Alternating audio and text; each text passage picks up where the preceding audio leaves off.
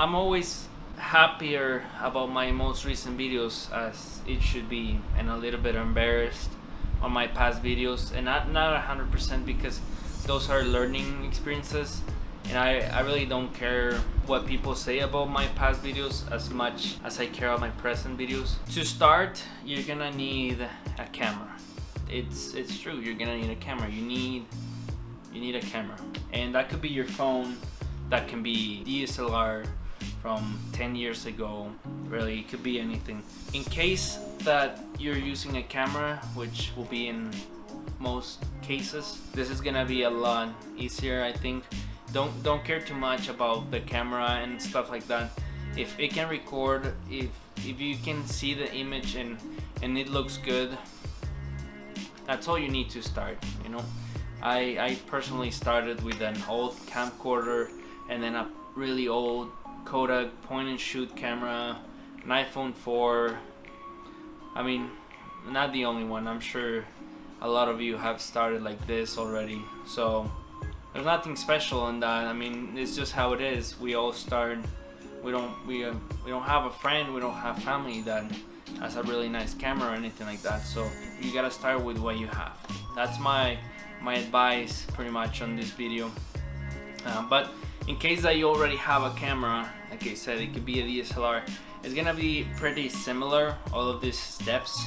I'm not gonna go in depth about frame rate and all of this settings on the camera and what yes or what no. But something you need to understand is that most, or pretty much all films are shot at 24 frames per second, which as far as I know, it's 23.976 frames per second. Some cameras can actually shoot at 24 frames per second, but I think the most used is the 23.976. But if your camera says 24, that's probably what it is. It's not actually 24, in case it's an actual cinema camera. What you're gonna do is go to the menu. Every camera has a menu, and you're gonna want to go to the option that has a video camera. Most cameras have a video camera, something that says video, something that has a film roll, something like that, and you're gonna click on that one. So my advice is, if you wanna shoot anything that looks like a movie, something that looks cinematic, you're gonna go to frame size, frame rate. That's what it should say usually in pretty much every camera. If you're starting, you probably have a camera that shoots 120p, or 1080p, or 720p, 480. It doesn't really matter. So you're gonna click on the option that says 24. Once you select 24 frames per second, you might see this option that says 1/50th, 1/80th, 1000, and on that option that says 1/50th or 1/25th, whatever, you're gonna wanna have it said 1/50th of a second. It's just like it has this natural blur. I don't know if you can see in the video how my hand is moving, and you can see the movement of the hand. It should look like this. This is not how I think it looks in real life.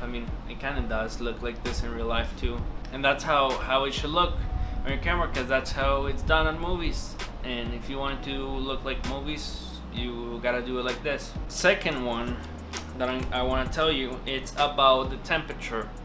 So you need to find the temperature that matches the colors of the place that you are at most accurately. At least that's how I do it. You have options from, you're gonna put it on Kelvin.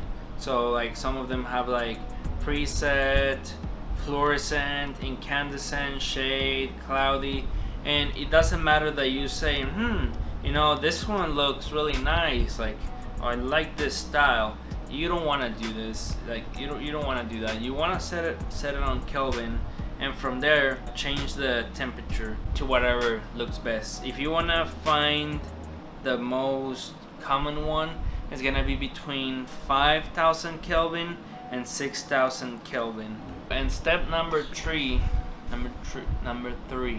sorry. Step number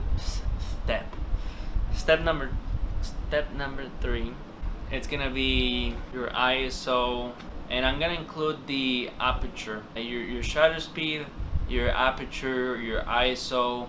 That's gonna be what it's gonna determine the light of your picture. At least that's how it is in photography. But for video, it's a little bit different because you don't want to mess with the shutter speed unless you're playing with your frame rates. You need to find a way to balance your lighting. And some people like to have a really fast lens. By that I mean a very big aperture, and it's usually what separates you from the background. Usually those lenses make everything that is behind of you kind of blurry, which of course is a really cool style, but for me that tells me I'm just learning and this looks cool. So I recommend you not doing that. I mean, you can if that's what you wanna do, but trust me, that's not cinematic at all, really. It's not really. If you're telling a story, you want people to know what's going on around. I mean, unless you want to separate your character from everything and want to make it pop and to feel kind of alone in this world. I mean, yeah, you can do that, but not if the place that it's part of the story, like a skate park.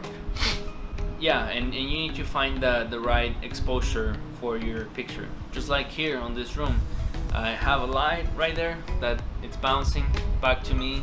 If I had it pointing at me, that will be too bright and I will probably be blind. So right there. And I have a little bit of light coming from other places in the house, and that takes me to step number 4, color correcting. It might sound a little bit scary to color correct, and I was there not too long ago, but I can tell you that once you get started, it gets less scary, trust me, and it takes you to a whole different level. Like for this video, I'm probably gonna play with skin tones, contrast, brightness, push and pull, saturation, and final look for the image, and that's pretty much it. I mean, it's really not that much.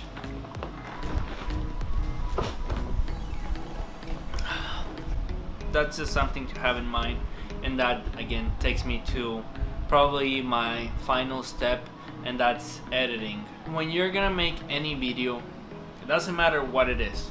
It could be a short film, it could be a commercial, and if it's a commercial, you need to really know this. You need to have in mind what the edit is gonna look like.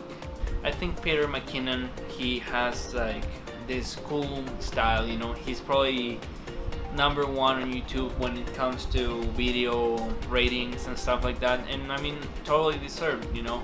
I've seen people trying to emulate, go for the same exact style, not something similar, or just follow his example and go from there, but do it exactly as how it is. And that's I think maybe not the biggest mistake you can do, but really close to the biggest. So don't do that. I mean, it's good in the beginning to try to see what the others do and copy, so you can see, you know, I can do the same or something similar, but then try to find what you like, videos that you like, and go from there and change it a little bit, and don't think so much about the rules. Yes, even that I've said so many rules on this video, follow your passion. That's something I like about Nikon slogan, is that you need to follow your passion. You need to do what you think is best, because that's the way that your story is supposed to look. At the end, it's your story, and it might be someone's else story, but you're the one telling the story. You need to do what you gotta do and follow your passion. That's what I wanted to talk about this video. In another video, I might talk a little bit more on detail about the frame rates and looks and all of this stuff, which there's plenty of videos that can explain it better than me. But I mean, if you want to hear it from me, I will be happy. That's just videos that I'm interested in doing. If you want to learn more things like this, don't forget to subscribe to this channel, because that's what we'll be talking, and I appreciate you being here. Again, thanks, and I'll see you in the next one.